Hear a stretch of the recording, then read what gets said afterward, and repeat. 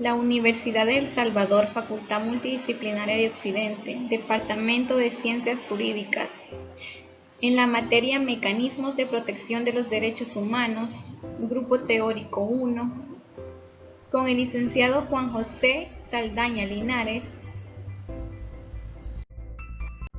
Integrantes: Mónica Stephanie Palma Alfaro, Lisset Esmeralda García Corona, Daniel Enrique Barrientos Álvarez. Presentamos Derechos Humanos y Gestión Pública, Paz y Guerra. Autor Juan José Saldaña Linares. En 2009 yo inicié a trabajar en una empresa textil de nombre Confecciones Santa Mercedes. Formé parte de la junta directiva de ese sindicato, de la subseccional Confección de Santa Mercedes, que pertenecía al sindicato textil. Y ese sindicato textil pertenecía a FENASTRAS, a la Federación Nacional Sindical de Trabajadores Salvadoreños. En FENASTRAS, pues en octubre, el 31 de octubre de 1989, le pusieron un artefacto, una bomba explosiva, ¿verdad? Donde murieron 9 compañeras y compañeros. Era una persecución a la clase trabajadora, ¿verdad? A la sociedad civil organizada. Aquí en esta fotografía están mis hermanos, mi compañero de vida, que tanto tiempo, desde 1989, lo buscamos y nunca los encontramos de buscarlo. Entonces, para mí ha sido una lucha incansable de buscarlos, de querer saber de dónde están ellos, dónde se encuentran, qué pasó con ellos. Presentamos unas gestiones ante los derechos humanos, a la fiscalía, y nunca nos dieron residencia de ellos, solo nos daban esperanza, pero no. Como primer punto abordaremos lo que es la gestión pública. Son acciones encaminadas a la consecución de los mínimos vitales para el desarrollo de una vida digna de todos y cada uno de los miembros de la sociedad. Esto corresponde al Estado. Se responsabiliza a la administración de la tarea de proporcionar a la generalidad de los ciudadanos las prestaciones necesarias y los servicios públicos adecuados para el pleno desarrollo de su personalidad y el goce de sus derechos. A la gestión pública conoceremos qué son los derechos humanos. Según las Naciones Unidas, los derechos humanos son derechos inherentes a todos los seres humanos sin distinción alguna. Los derechos humanos son derechos y libertades fundamentales que tenemos cada una de las personas por el mero hecho de existir. Respetarlos permite crear condiciones indispensables para que cada ser humano pueda vivir dignamente en torno con libertad, justicia y sobre todo paz. Ahora conoceremos un poco sobre lo que son las características de los derechos humanos, comenzando con que los derechos son inherentes. Son derechos inherentes a todos los seres humanos, sin distinción alguna, de raza, sexo, nacionalidad, origen étnico, lengua, religión o cualquier otra condición. Son universales. Se les llama universales porque se reconocen a todos los seres humanos sin exclusión alguna, y porque si nos privan el acceso a uno de estos derechos, el resto se verá perjudicado. Son absolutos, porque su respeto se puede reclamar indistintamente a cualquier persona o autoridad, ya que los derechos humanos imponen una obligación concreta a las personas y al Estado de respetarlos aunque no haya una ley que lo establezca. Son inalienables. A estos derechos no se pueden renunciar, son inherentes a la persona. por el simple hecho de pertenecer a la especie humana. Esto quiere decir que la forma en la que se adquieren son de manera involuntaria.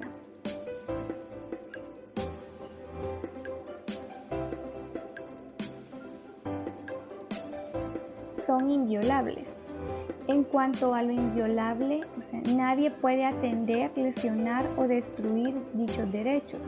Esto significa que la obligación de respetar los derechos humanos la tienen las personas, los estados y las leyes. Son imprescriptibles, lo que quiere decir es que no pueden quitarnos nunca nuestros derechos, porque estos jamás dejan de tener validez. Puede existir la pérdida de algunos de ellos según la situación en que se encuentren las personas. Son indisolubles. Estos forman un conjunto inseparable de derechos. Todos deben ser ejercidos en su contenido esencial, al tener igual grado de importancia. Son indivisibles. Esto implica que cada derecho está vinculado al resto, de tal modo que al negarse a reconocerlo, pone en riesgo el resto de derechos humanos que le corresponde a cada persona. Son irreversibles. Los derechos humanos son irreversibles porque no se pueden eliminar o no se pueden despojar de ellos. Son progresivos. Y se dice que son progresivos por el mero hecho que con el desarrollo del ser humano se van adquiriendo nuevos derechos.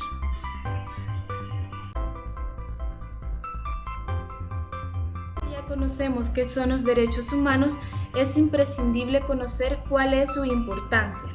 Es importante conocer de los derechos humanos, pues ellos son elementos esenciales en la vida de cualquier persona, pues fomenta el amplio desarrollo, brindándonos así garantías ante la justicia, tales como libertad de religión, derecho de vivir en un ambiente sano, de forma igualitaria, de vivir saludables y plenos. Es por ello que es indispensable conocer a fondo cuáles son nuestros derechos, en qué consisten y cómo puedes ejercerlos de forma libre. Y en esta oportunidad abordaremos este tema de gran envergadura para la población en general. Iniciaremos hablando sobre los derechos de primera generación. ¿Qué son los derechos de primera generación? Pues son los derechos que aluden a una serie de garantías individuales propias de las personas, tanto por su condición humana como por su pertenencia como ciudadanos de cualquier estado. Los derechos de primera generación están asociados con los derechos económicos, sociales y culturales, así como a los derechos de tercera generación que conoceremos más adelante. En el grupo de derechos de primera generación tenemos, en primer lugar, tenemos el derecho a la vida, y se refiere al derecho que tienen todas las personas de mantener y desarrollar plenamente su existencia. Esto implica estar alejados de flagelos como la violencia, el hambre, la pobreza, el analfabetismo, la humillación, el desempleo y todas aquellas circunstancias que puedan afectar nuestra existencia, tanto física como emocional. En el derecho a la vida confluyen todos los demás derechos humanos, que la vida se entiende como una condición de bienestar a la cual todos tenemos derecho. Ante una circunstancia que amenace nuestro derecho a la vida, podemos denunciar ante las autoridades competentes todo tipo de privación de la vida y ejecución sumaria. Y para ello podemos desarrollar las siguientes acciones. Exigir que los casos de privación de vida sean investigados y sancionados por las autoridades competentes, evitando la impunidad.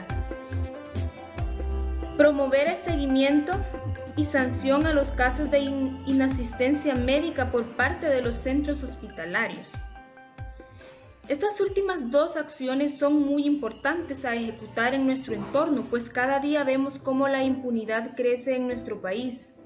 Por otra parte, vemos la ineficiencia de nuestro sistema de salud, que indudablemente atenta contra nuestra vida, cosa que el Estado está obligado a garantizarnos. Dentro de este grupo de derechos tenemos el derecho a la protección de la dignidad humana y de la honra. El reconocimiento de este derecho implica que nadie puede ser lesionado o agredido físicamente, ni ser víctima de daños mentales o morales que le impidan conservar su estabilidad psicológica. Es importante saber que la integridad física conlleva la preservación de todas las partes y tejidos del cuerpo, lo que implica la preservación de la salud. Por otra parte, la integridad psíquica es la conservación de todas las habilidades motrices, emocionales e intelectuales. La integridad moral hace referencia al derecho que todo ser humano tenemos a desarrollar su vida de acuerdo con sus convicciones y la necesidad de ser respetado y tratado con dignidad. El derecho a la libertad y seguridad personal. La libertad no debe verse únicamente como una potestad psicológica de elegir propósitos determinados y escoger los medios de ejecución, sino que debe verse como una actuación sin limitaciones o restricciones que la hagan imposible. Este derecho también implica no ser privado de la libertad física de manera arbitraria, y es por ello que nadie puede ser privado de su libertad salvo por causas y condiciones fijadas en las constituciones políticas de los estados. En este sentido, toda persona debe ser informada del motivo de su detención y debe ser llevada ante un juez competente, y esto debe hacerse sin demora. Irónicamente, las violaciones más frecuentes a este derecho son los casos de privación de libertad de manera arbitraria e ilegal, y esto sucede cuando es arbitraria. Sucede cuando, por ejemplo, se desvían las facultades de detención con fines impropios o en abuso de poder o mala fe. Esto implica la utilización de la facultad de detención con fines distintos a los que la Constitución establece. Podría ser el caso en el que le detienen a una persona solo para golpearla.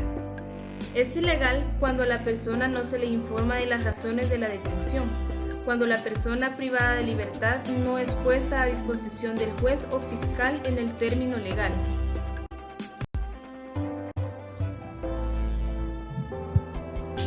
Derecho a no ser desaparecido.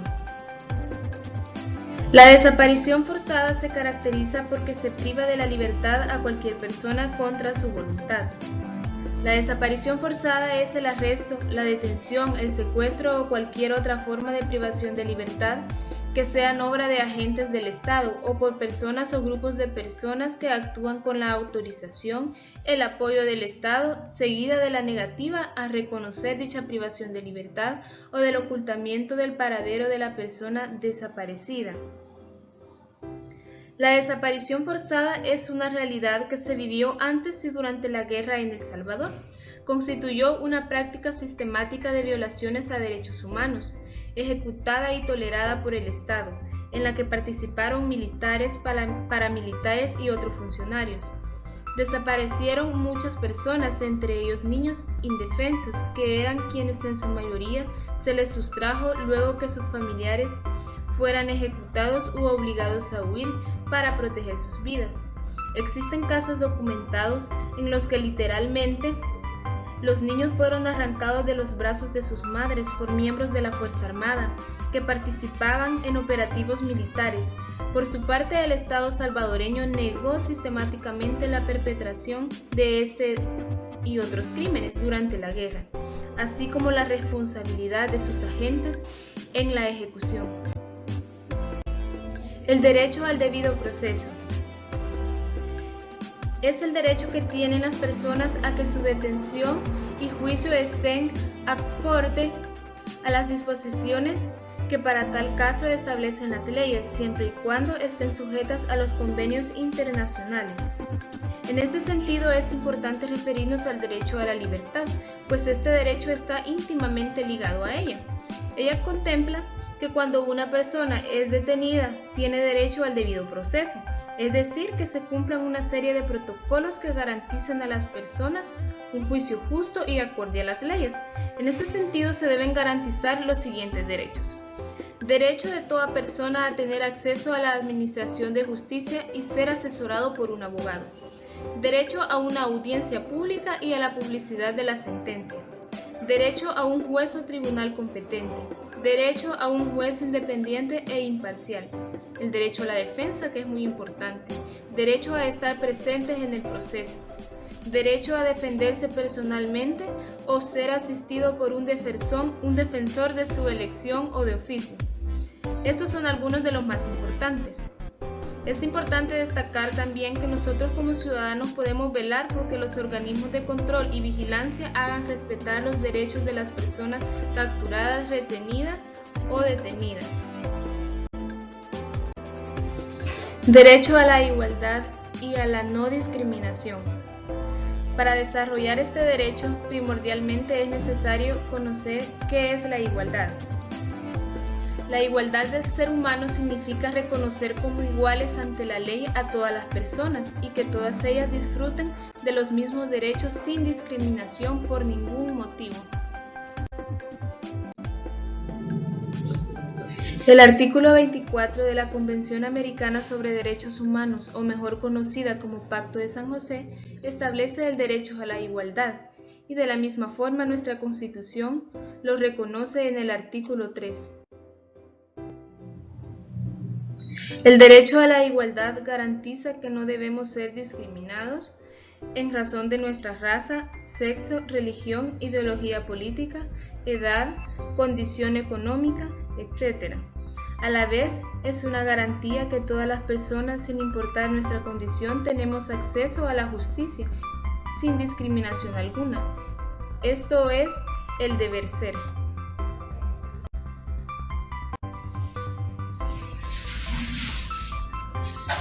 Existen diferentes tipos de discriminación. A continuación les hablaré sobre algunas de ellas para que podamos identificarlas si en determinadas circunstancias nos encontramos frente a ellas. Discriminación social y económica. Tiene su origen en motivos de condición económica, de linaje y alcurnias que en razón a su riqueza material y del poder económico o que por sus dependencias genealógicas se sienten superiores a las demás personas. Discriminación a las mujeres. Es una conducta que tiende a considerar que las mujeres son seres inferiores y deben someterse a los hombres, de tal forma que se les excluye y disminuye por su condición de género. Discriminación etaria. Es la discriminación por edad y se presenta generalmente hacia los jóvenes y adultos mayores. Se expresa en exclusión y trato inequitativo en el acceso al trabajo, a ciertas garantías sociales y el ejercicio de algunos derechos. Discriminación ideológica y política. Se presenta cuando a una persona o una organización social o partidista se le excluye de las garantías de los derechos contemplados para el conjunto de la sociedad, y en razón a su forma de pensar o por los principios filosóficos que profesa. Discriminación a enfermos. Así como vemos que se discrimina a los discapacitados físicos o mentales, también se hace lo mismo con los que padecen alguna enfermedad. El ejemplo más común en este caso es el de los infectados por el virus del VIH-Sida.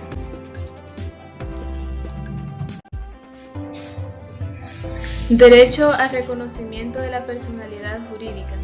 Este derecho tiene por objeto garantizar a todo ser humano su protección en el ámbito jurídico. El reconocimiento de la personalidad jurídica tiene dos dimensiones. Una está asociada con el derecho a la identidad, a través del cual las personas pueden ser reconocidas. Esta se materializa cuando usted va al registro del estado familiar a asentar a su hijo e hija, materializando el derecho que toda persona tiene a existir legalmente y que sea reconocida formalmente por el Estado. Por otra parte, también consiste en el reconocimiento formal de una persona por el simple hecho de existir, con independencia de su voluntad. Por esta razón, a través del ejercicio de este derecho se concreta el valor de la igualdad en su dimensión jurídica y de la protección ante la ley. El ser humano, por el solo hecho de existir, es titular de los derechos consagrados en la Declaración Universal y en la Constitución de la República.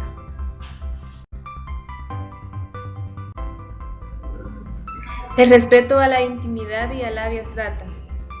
El respeto a la vida privada y a la intimidad, tanto personal como familiar, se constituye en un valor fundamental del ser humano.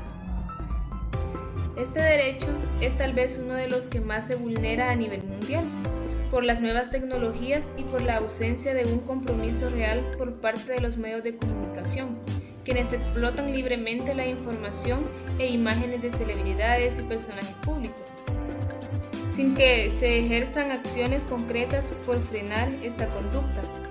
Pero no solo las celebridades pueden ser vulneradas en este derecho, sino también cualquier persona, por medio de redes sociales, por ejemplo.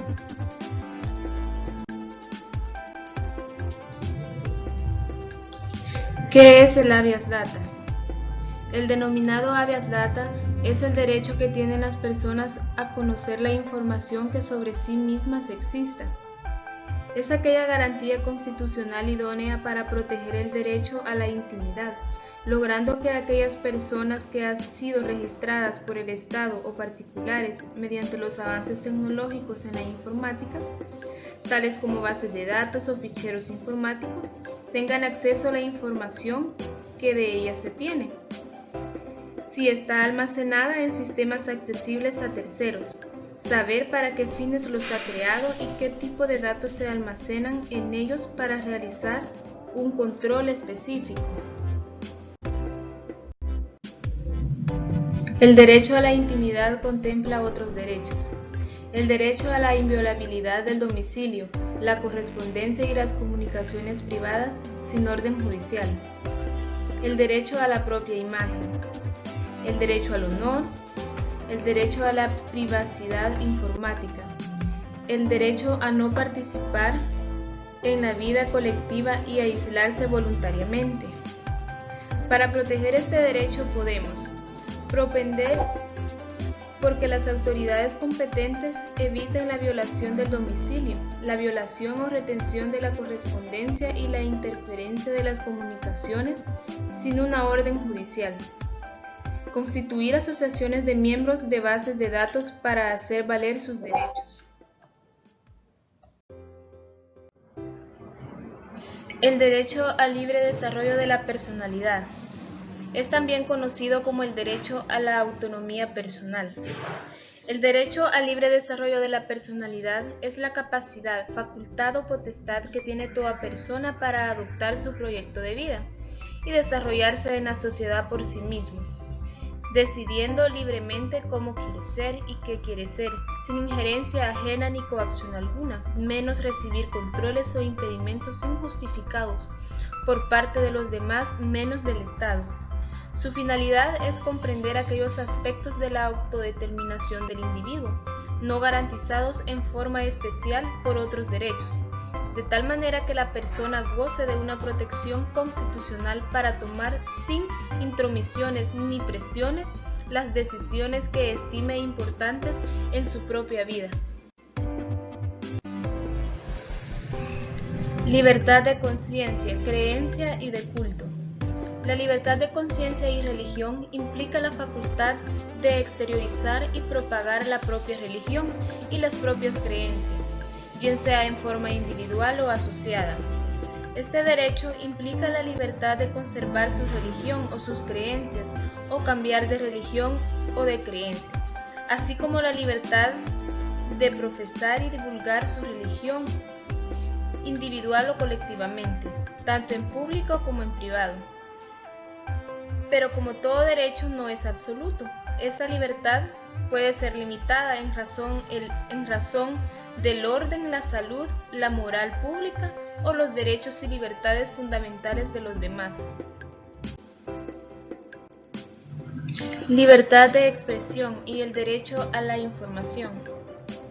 Las personas tienen el derecho de expresar libremente sus pensamientos y opiniones, de indagar, investigar, además de recibir y divulgar informaciones, sin que sean molestados o constreñidos por ejercer tal derecho. Sin embargo, este derecho entraña deberes y responsabilidades, puede estar sujeto a ciertas restricciones. por la necesidad de asegurar el respeto a los derechos o a la reputación de los demás y a la protección de la seguridad nacional, el orden público, la salud o la moral pública. Informarse a través de los diferentes medios de comunicación y expresarse libremente son los pilares del control social de la gestión pública. Por ello, este derecho es central para establecer una democracia, como el diálogo permanente entre los gobernantes y los gobernados, entre los líderes y sus bases sociales. Es también definitivo para la formación de opinión pública, de criterio ciudadano y de construcción de confianza y solidaridad. La ciudadanía tiene derecho a estar debidamente informada.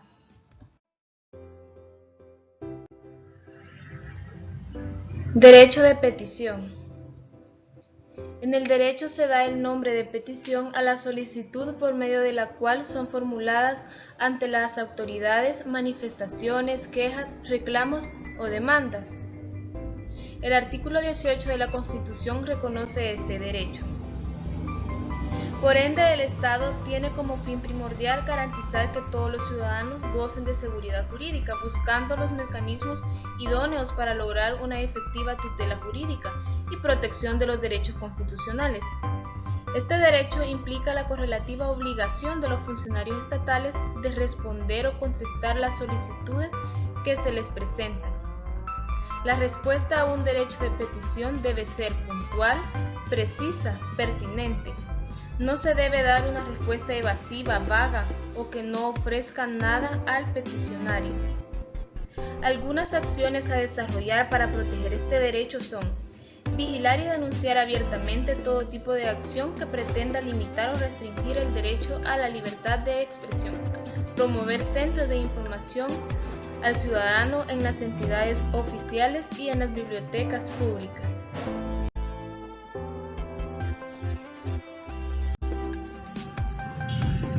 Derecho a la libre circulación por el territorio. Consiste en la facultad de desplazarse o circular por todo el territorio de un estado, así como de entrar o salir del mismo, y de elegir libremente en él su lugar de residencia. Este derecho no es absoluto.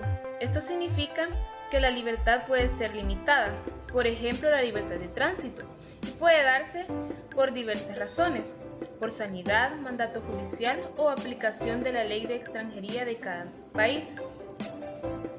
Asimismo, pueden exigirse para ella determinados requisitos legales. El artículo 13 de la Declaración Universal de Derechos Humanos reconoce el derecho a la libre circulación al proclamar que toda persona tiene derecho a circular libremente y elegir su residencia en el territorio de un estado, y que toda persona tiene derecho a salir de cualquier país, incluso el propio, y a regresar a su país. Derecho de reunión y de asociación. Debemos entender el derecho de asociación como el derecho de constituir grupos u organizaciones para desarrollar de manera permanente cualquier actividad legal y pacífica. Por otra parte, el derecho de reunión es el derecho de congregarnos en todo lugar y en cualquier momento, siempre que sea pacíficamente, sin armas y para algo que no sea delictivo. El derecho de asociación lleva consigo los derechos de las agrupaciones a obtener personalidad jurídica, a ser representado jurídicamente, a dictar sus propios reglamentos, a tener elecciones internas libres y a no ser disueltos arbitrariamente. El artículo 7 de la Constitución garantiza este derecho.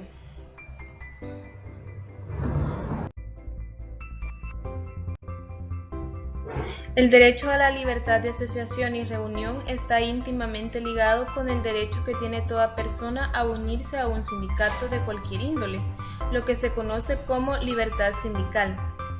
El principio de libertad sindical está reconocido en el artículo 47 de la Constitución de la República. Este artículo da la pauta para que las personas puedan asociarse libremente para defender sus intereses económicos y sociales comunes, formando asociaciones profesionales o sindicatos sin distinción de nacionalidad, sexo, raza, credo o ideas políticas. Pueden crear sindicatos los patronos y trabajadores privados, los trabajadores de las instituciones oficiales autónomas. Nuestro Código de Trabajo reconoce 5 clases de sindicatos. Entre ellos están sindicato de gremio, empresa, industria, empresas varias y de trabajadores independientes. Derecho a la participación política. Se define como toda actividad de los ciudadanos dirigida a intervenir en la designación de sus gobernantes o a influir en la formación de la política estatal. Los derechos relacionados con la participación política y pública desempeñan una función crucial, tanto para la promoción de la gobernanza democrática, el Estado de Derecho, la inclusión social y el desarrollo económico, como para el progreso de los derechos humanos. El Estado debe garantizar la participación política de los ciudadanos. El artículo 25 del Pacto Internacional de los Derechos Civiles y Políticos establece las obligaciones de los Estados partes en relación con el derecho de cada persona a participar en la dirección de los asuntos políticos públicos, a votar y a ser elegida en elecciones periódicas y auténticas y a tener acceso en condiciones de igualdad a las funciones públicas de su país. Recordemos que sin justicia y sin respeto por los derechos humanos no puede haber paz. Los derechos de segunda generación o los derechos económicos, sociales y culturales. Estos surgieron como un grupo de derechos que propenden por especificar aquellas pretensiones de las personas y de los pueblos dentro del ámbito económico y social, frente a las personas o grupos que dependen el poder del Estado y frente a los grupos sociales dominantes. Estos derechos tienen por objeto asegurar las condiciones mínimas de todo ser humano para poder vivir una vida digna y apta para el disfrute pleno de sus capacidades y potenciales.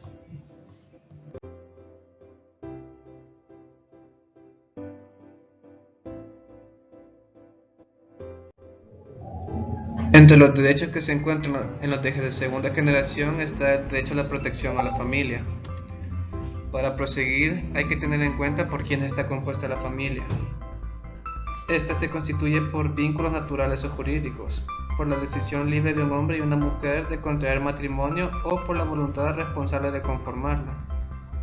Integra la familia los cónyuges, o sea, esposo o esposa, o compañeros permanentes, el padre y la madre de la familia que no conviven en un mismo lugar, los ascendientes o descendientes de los anteriores y los hijos, incluso los adoptivos.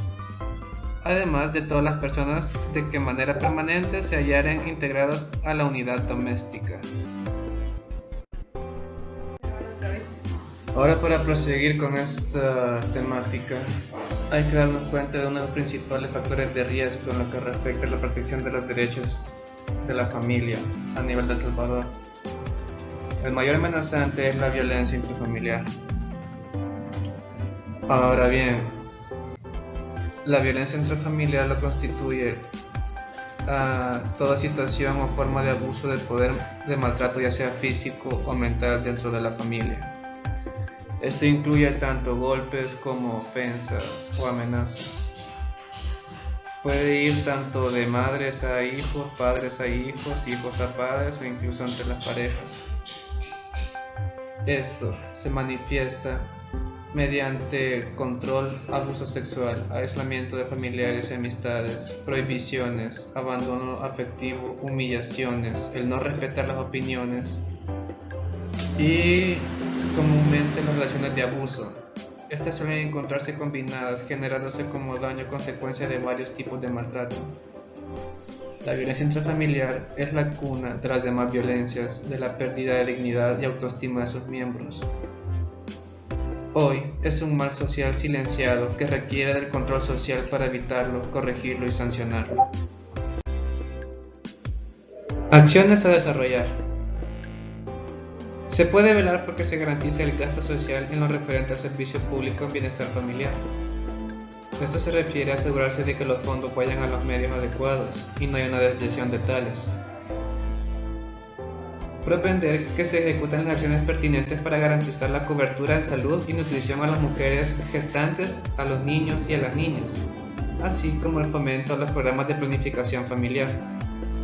Esto en son de velar por incluso la mujer que tiene un hijo por venir. El siguiente derecho que defiende los derechos de segunda generación es el derecho de las mujeres.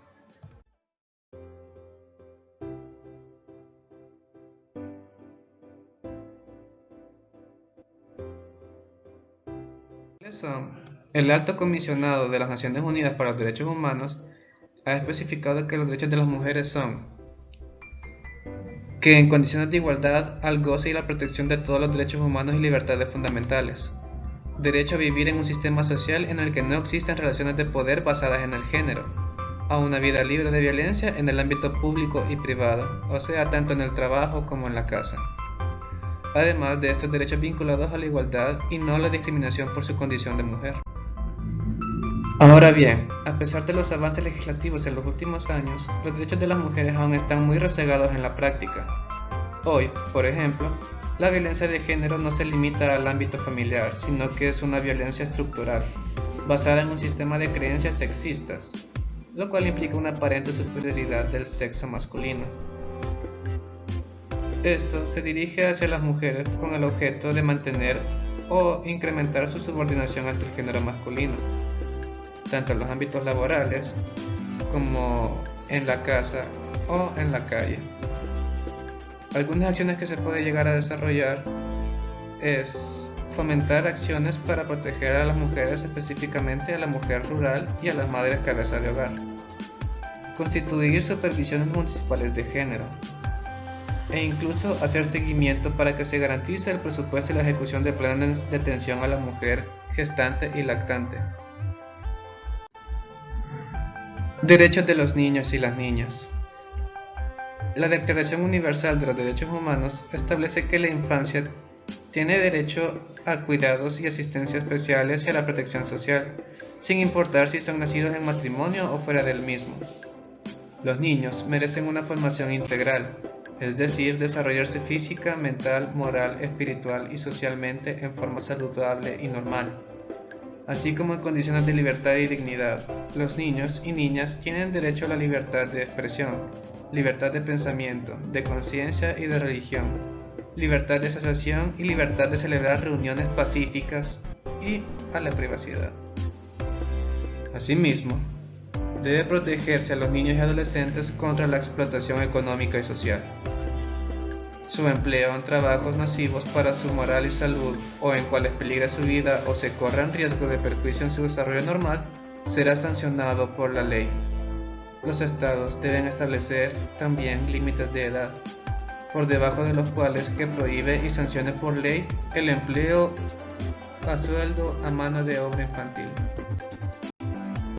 Ahora bien, algunas acciones a desarrollar para impedir atropellan estos derechos puede ser el propender que el Estado formule políticas y programas en beneficio de los niños y niñas y garantice su adecuado funcionamiento. Denunciar y hacer seguimiento a la explotación y trabajo infantil.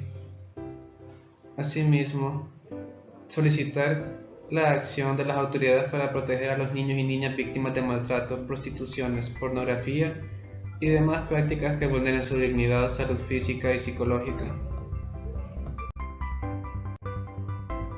Proseguimos con los derechos de la juventud. La Convención Iberoamericana de los Derechos de la Juventud representa un paso adelante a la construcción de un entorno favorable para fomentar y proteger integralmente a los jóvenes de Iberoamérica en su calidad de actores estratégicos del desarrollo. La Convención consta de un total de 44 artículos que dan cabida a un amplio elenco de derechos específicamente formulados para atender la problemática de los jóvenes. Actualmente se constatan graves carencias y omisiones que afectan la formación integral de los jóvenes al privarles o limitarles derechos como la educación, empleo, salud, medio ambiente, participación en la vida social y política y la cultura en general. Algunas acciones que podemos desarrollar para evitar estos atropellos a los derechos de la juventud podría ser establecer campañas de sensibilización y movilización de la juventud, la sociedad y la opinión pública para la creación de un nuevo modelo cultural de reconocimiento de los derechos juveniles. Visibilizar en el diseño, ejecución y evaluación de las políticas públicas. De esta manera, están siendo convocados los jóvenes, así como las acciones previstas para sus vínculos y desarrollo económico, social y político. Y promover que en los municipios se cree el Comité Municipal de la Juventud. A continuación tocaremos la protección a la tercera edad. Las personas de la tercera edad con frecuencia son marginadas por los distintos sectores sociales, con el argumento de que no aportan ningún beneficio y que, por el contrario, representan una carga para quienes los rodean. Este rechazo, aunado a la disminución de sus facultades físicas o mentales, incrementa su condición de vulnerabilidad.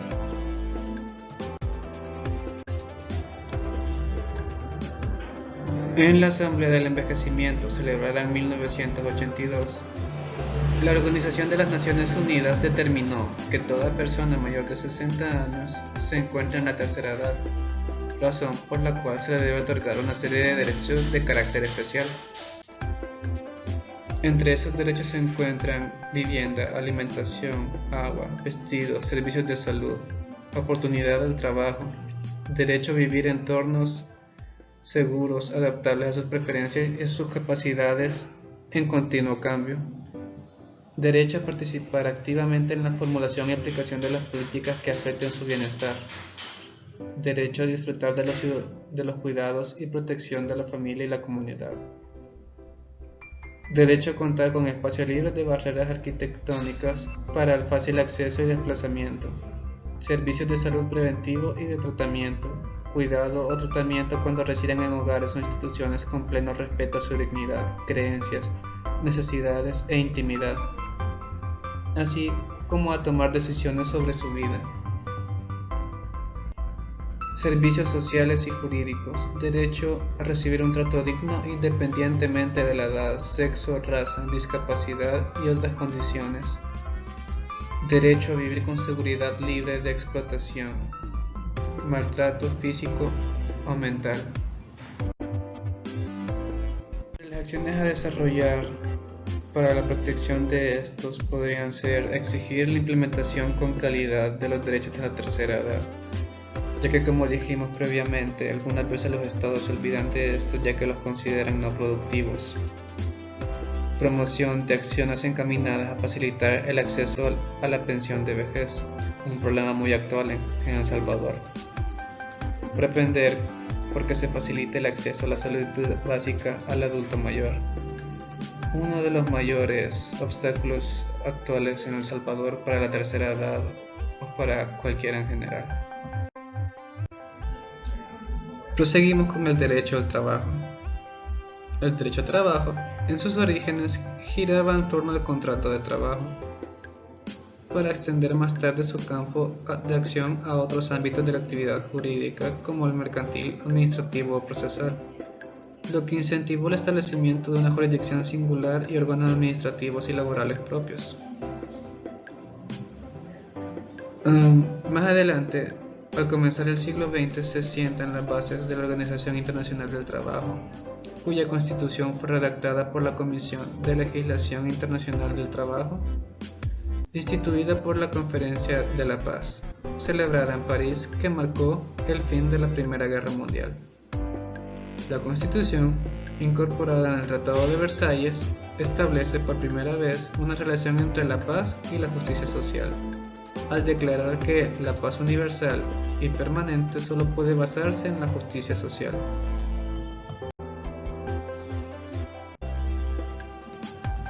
Es importante saber que los derechos del trabajo se contemplan entre los siguientes aspectos: Toda persona tiene derecho al trabajo, orientación vocacional y al desarrollo de proyectos de capacitación técnico-profesional, a condiciones justas, equitativas y satisfactorias del trabajo. Una remuneración que asegure como mínimo a todos los trabajadores.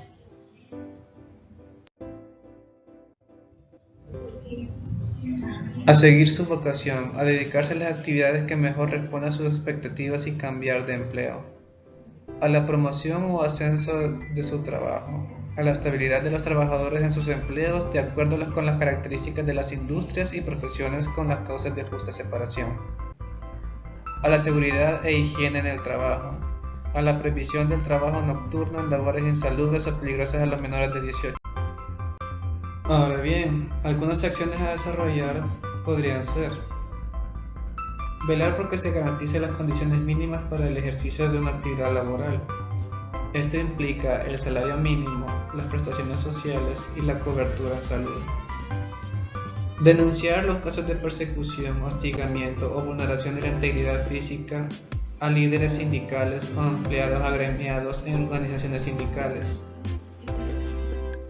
Seguir los casos de retiro obligatorio cuando existe debilidad manifiesta o se trata de una trabajadora embarazada.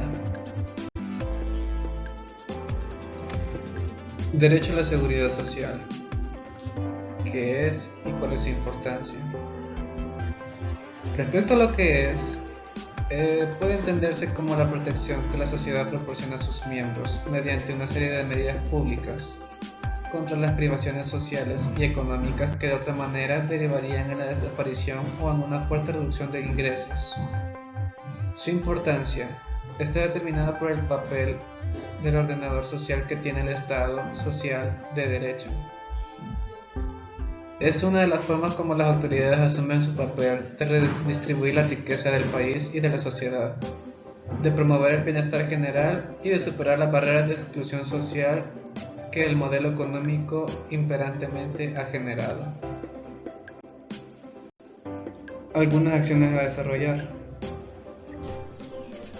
solicitar que se conformen y participar en las asociaciones de usuarios de las entidades promotoras de salud. Presionar para que las autoridades adopten las medidas dirigidas a favor de grupos discriminados, marginados o en situación de debilidad manifiesta. Y denunciar y hacer seguimiento a los casos de vulneración por negligencia, descuido, desconocimiento o demora en los trámites para otorgar e impedir el acceso a las pensiones. Pero seguimos con el derecho a la salud pública. En el preámbulo de la Constitución de la Organización Mundial de la Salud se establece que la salud es un estado de completo bienestar físico, mental y social, y no solamente la ausencia de afecciones o enfermedades. De esta forma, se amplía y dimensiona el alcance que tiene este derecho, el cual es fundamental e indispensable para el ejercicio de los demás derechos. Este derecho está vinculado con el de la vida y la integridad física, entre otros. Su disfrute al más alto nivel permite a todas las personas vivir dignamente. El derecho a la salud no debe concebirse solamente como un derecho a estar sano. El derecho a la salud entraña libertades y derechos. Entre las libertades figura el derecho a controlar su salud y su cuerpo, con inclusión de la libertad sexual y genésica, y el derecho a no padecer injerencias como el derecho a no ser sometido a torturas ni a tratamientos y experimentos médicos no consensuales. En cambio, entre los derechos figura el relativo a un sistema de protección de la salud que proporciona a las personas oportunidades iguales para disfrutar del más alto nivel posible de salud. El derecho a la educación. La educación es un derecho humano intrínseco y un medio indispensable de realizar otros derechos humanos. Como derecho del ámbito de la autonomía de la persona, la educación es el principal medio que permite a adultos y menores marginados económica y socialmente salir de la pobreza y participar plenamente en sus comunidades. La educación como tal desempeña un papel decisivo en la emancipación de la mujer, la protección de los niños contra la explotación laboral, el trabajo peligroso y la explotación sexual. Sobre el derecho a la educación se mencionan 4 características fundamentales que deben tener las escuelas primarias, las cuales son fundamentalmente importantes. Entre las características esenciales del derecho a la educación está la disponibilidad. Esta se refiere a que debe haber instituciones y programas de enseñanza en cantidad suficiente en el ámbito del Estado. Las condiciones para funcionar dependen de numerosos factores, entre otros, el contexto de desarrollo en el cual que actúan. Por ejemplo, las instituciones y los programas probablemente necesiten edificios u otra protección contra los elementos, instalaciones sanitarias para ambos sexos, agua potable, docentes calificados con salarios competitivos, materiales de enseñanza, etc. Algunos necesitarán además bibliotecas, servicios de informática, tecnología de la información, etc. La siguiente característica es la accesibilidad. Esta se puede resumir en la no discriminación tanto material como económica.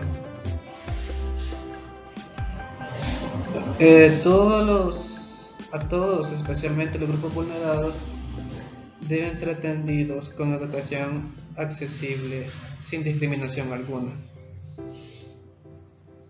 Esta accesibilidad, como ya mencionamos, se divide en material y económica. La accesibilidad material se refiere a que la educación ha de ser asequible materialmente, ya sea por su localización geográfica, o sea, la cercanía, o acceso razonable, por ejemplo, una escuela vecinal, o por medio de la tecnología moderna, mediante el acceso a programas de educación a distancia, como los que estamos teniendo actualmente debido a los casos de la pandemia. La accesibilidad económica se refiere a que la educación ha de estar al alcance de todos, los costos no deben ser un impedimento para que una persona pueda acceder a esta. La aceptabilidad es la forma y el fondo de la educación. Comprendidos los programas de estudio y los métodos pedagógicos han de ser aceptables para los estudiantes y cuando procedan los padres. La adaptabilidad. La educación ha de ser flexible, necesaria para adaptarse a las necesidades de sociedades y comunidades en una transformación y responder a las necesidades de los alumnos en contextos culturales y sociales variados. El siguiente derecho a desarrollar es la libertad de enseñanza, aprendizaje, investigación y cátedra. Su contexto histórico. Esto es que frente a siglos de oscurantismo y persecución de aquellas ideas que contradecían la postulación religiosa, surgió la necesidad de contar con espacios y libertades para poder difundir, investigar, divulgar y discutir los avances que se iban alcanzando en la civilización, en los diversos campos del conocimiento. Es así como de los movimientos revolucionarios del siglo XVIII y XIX se llega a la consagración de los derechos de la libertad de enseñanza, aprendizaje, investigación y cátedra. Esto con el fin de impedir la sujeción de la investigación y el conocimiento a postulados distintos a los de la razón. Con esto básicamente ocurrió la división entre iglesia y conocimiento, razón.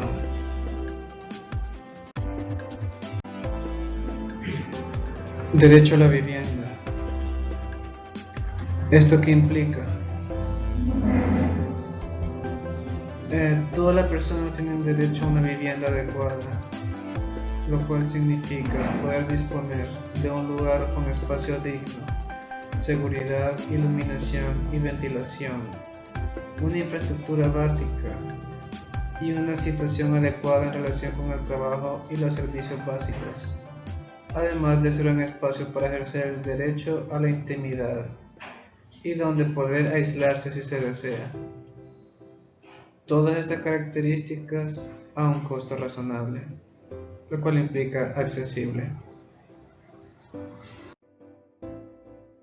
Factores que los grupos sociales de control deben tener en cuenta para vigilar que una vivienda sea digna es que ésta tenga seguridad jurídica de la tenencia, implica que no se les pueda desalojar, disponibilidad de servicio, lo que implica los servicios básicos como agua y luz, gastos soportables, estos son los gastos personales o del hogar que entraña la vivienda, habitabilidad, es una vivienda adecuada, en sentido de poder ofrecer espacio adecuado a sus ocupantes y protegerlos del frío, humedad y en sí del clima. Asequibilidad. Debe que tener un gasto ciertamente accesible. Lugar. Debe encontrarse en un lugar que permita el acceso de las opciones de empleo, los servicios de atención de salud, centros de atención para niños, escuelas y otros servicios sociales. Y adecuación cultural. La manera en que se construye la vivienda, los materiales de construcción utilizados y las políticas en que se apoyan deben permitir adecuadamente la expresión de la identidad cultural y la diversidad de la vivienda. El siguiente derecho a desarrollar es el derecho a la recreación, a la práctica del deporte y aprovechamiento del tiempo libre. La recreación es definida como todas las cosas que una persona decide hacer para hacer de su tiempo de ocio más interesante, más agradable y personalmente más satisfactorio.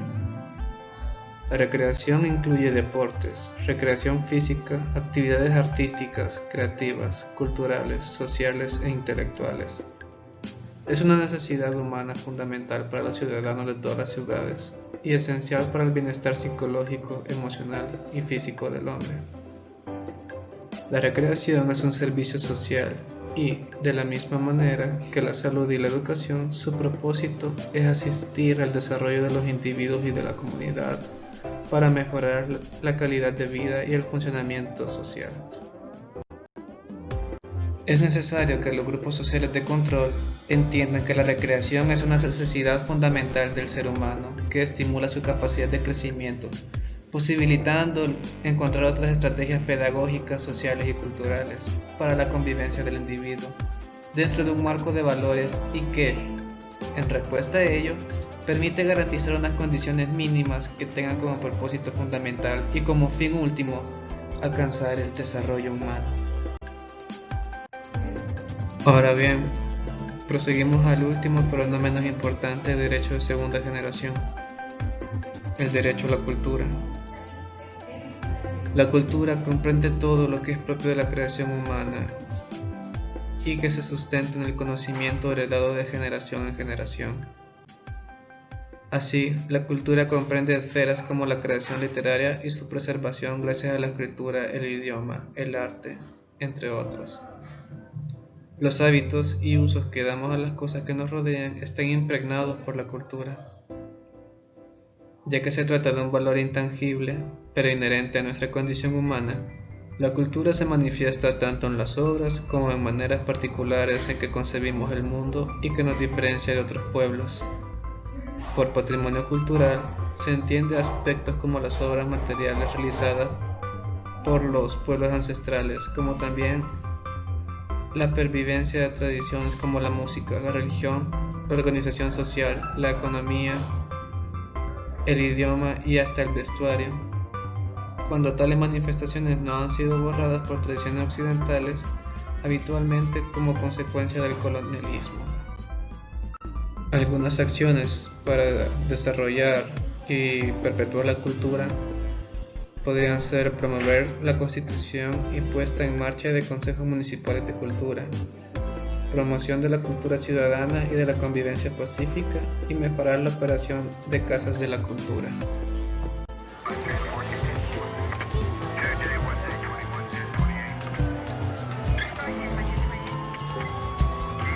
Imagina esto.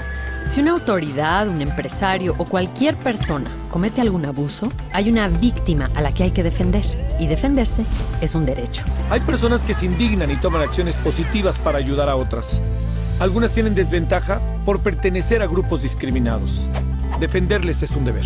Ellos son defensores y defensoras de los derechos humanos. Gente que trabaja porque seamos tratados igual y porque las autoridades no cometan ni permitan algún abuso. Tú seguramente has defendido a alguien ante una injusticia y sin saberlo te convertiste en defensor o defensora.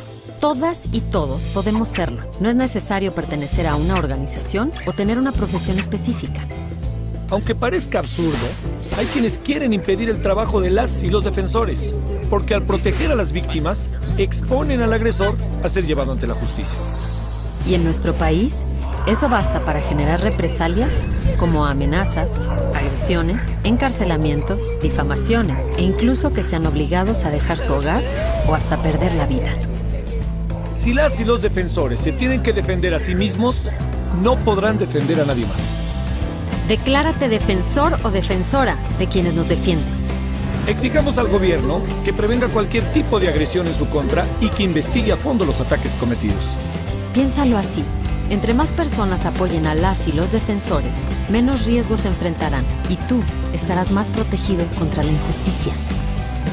Recuerda que la violencia, la impunidad, la desigualdad y la discriminación son situaciones de todos los días y no puedes pensar que no te va a tocar.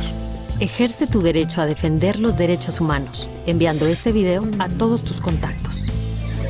Entre más lo reenvíes, más fácil lo verán civiles, militares, policías, políticos y jueces. Para que de una vez por todas vean a los defensores y defensoras como personas que trabajan por la sociedad.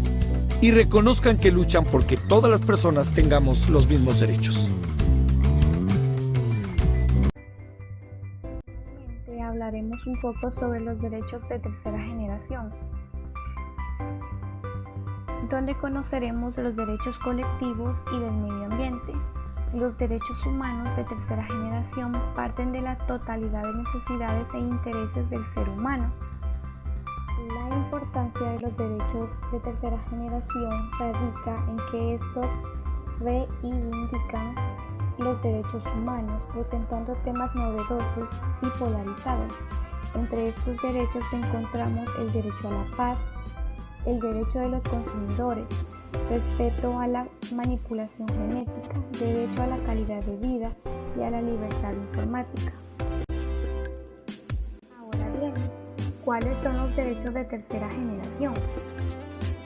Los derechos de tercera generación son una actualización de la Carta de 1948 y están motivados por una serie de preocupaciones globales propias que sucedieron a final del siglo XX y principios del siglo XXI, principalmente el deterioro del medio ambiente y sus efectos negativos en la calidad de vida de las personas.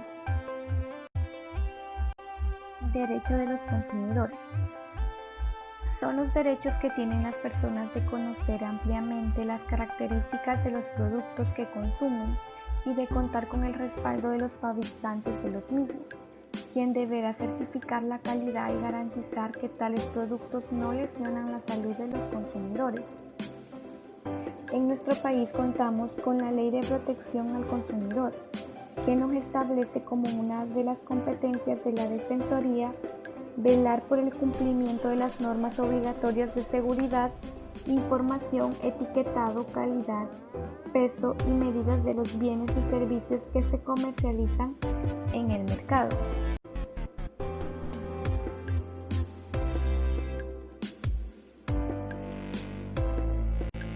Derecho de los usuarios de servicios públicos. Los servicios públicos son los que satisfacen necesidades colectivas y presentan indivisibilidades económicas de escala que conducen a la constitución de monopolios naturales, tales como los servicios de provisión de agua potable, energía eléctrica, transporte público, entre otros. Derechos podemos traer a mención los siguientes: el derecho a que se cobre una tarifa proporcional al consumo más los costos que demande la prestación del servicio. Todos tenemos derecho a presentar peticiones, quejas, reclamos y hasta recursos ante las empresas que nos prestan los servicios públicos, siempre con relación a los contratos. De igual manera, tenemos el derecho a solicitar a los prestadores del servicio información completa, precisa y oportuna sobre las actividades al momento de prestar un servicio público. Dentro de los deberes mencionamos pagar puntualmente los servicios públicos dentro de los plazos que se otorgan en la factura del cobro final. Otro deber que tenemos es informar a las empresas que nos prestan los servicios sobre algún daño en las redes para que estos nos brinden un mejor servicio. Como derechos colectivos, los servicios públicos genéricamente entendidos cumplen un papel central en la construcción del Estado de Derecho. Estos servicios son el acueducto y el alcantarillado, el aseo y la disposición final de la basura, energía eléctrica, entre otros. Para el ejercicio del control social es muy importante tener en cuenta que el régimen de los servicios públicos domiciliarios han establecido derechos y deberes de los usuarios de servicios públicos. Ahora hablaremos un poco sobre el derecho al medio ambiente. El daño ambiental afecta el uso y goce de los derechos humanos. Esto no solo es un hecho, sino ha sido reconocido por la comunidad internacional en reiteradas oportunidades, como por ejemplo la Declaración sobre Ambiente Humano de Naciones Unidas en 1972, conocido como la Declaración de Estocolmo, la Declaración de La Haya de 1989, y la Declaración sobre Ambiente y Desarrollo de Naciones Unidas en Río de Janeiro en 1992. Todas las personas tenemos el derecho de vivir y convivir en un ambiente sano y adecuado. Un ambiente adecuado se considera como una condición previa para la realización de otros derechos humanos. La protección del espacio público.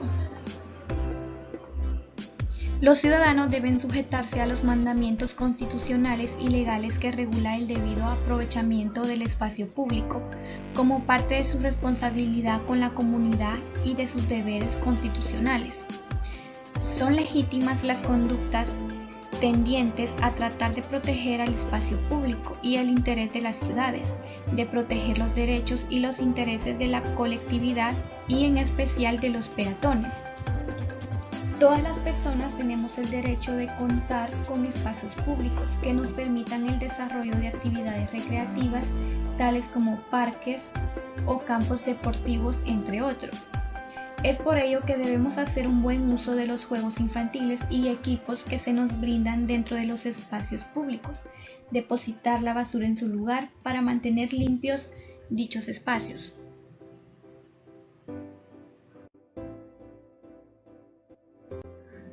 Por considerarlo de importancia para el ejercicio del control social, a continuación haremos mención de algunos de ellos. Elementos constituidos naturales. Los elementos encontramos las áreas para la conservación y preservación del sistema orográfico o de montañas, tales como los cerros, montañas, entre otros. Las áreas para la conservación y preservación del sistema hídrico, tales como ríos, microcuencas, quebradas, lagos, lagunas, etc. Los elementos constituidos artificiales o construidos. En este elemento encontramos las áreas que integran los sistemas de circulación peatonal y vehicular, tales como túmulos, puentes, señalización, entre otros. Las áreas articuladas al espacio público y de encuentro, como parques, plazas, espacios deportivos, entre otros. Los elementos complementarios. Estos están compuestos por la vegetación natural, elementos como jardines, protección del paisaje, tales como arbustos, árboles, entre otros.